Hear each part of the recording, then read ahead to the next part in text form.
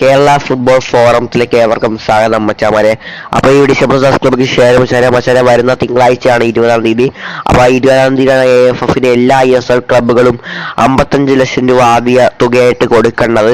അപ്പം അതിന് മുന്നോടിയായിട്ട് AFFനോട് 3 ISL ക്ലബ്ബുകൾ ഞങ്ങൾക്ക് കുറച്ചും കൂടി ഇളവ് നൽകണമെന്നാണ് പറഞ്ഞിരിക്കുന്നത് വെച്ചാൽ ആ 3 ISL ടീമുകൾ, ഒന്ന് ജംഷഡ്പൂർ, മറ്റൊന്ന് ഈസ്റ്റ് ബംഗാൾ, പിന്നെ നമ്മുടെ ഇന്റർകാശി, ഈ 3 ടീമുകളാണ് ഇളവ് ചോദിച്ചിരിക്കുന്നത്.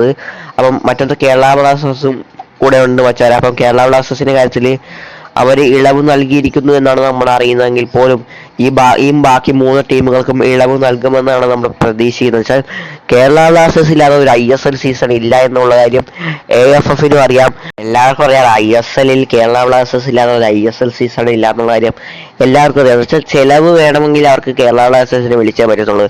അതുകൊണ്ട് കേരള ബ്ലാസ്റ്റേഴ്സിന് ഇളവ് നൽകിയിട്ടുണ്ടെന്നാണ് മച്ചാൻ നമ്മൾ അറിയുന്നെങ്കിൽ പോലും ബാക്കിയുള്ള 3 ടീമുകൾക്കും ഇളവ് നൽകുമെന്ന് നമുക്ക് പ്രതീക്ഷിക്കാം മച്ചാൻ. അപ്പം ബ്രോഡ്കാസ്റ്റിങ്ങിന് പോലും അറിയാം കേരള ബ്ലാസ്റ്റേഴ്സ് ഇല്ലാതെ സീസൺ ഇല്ല.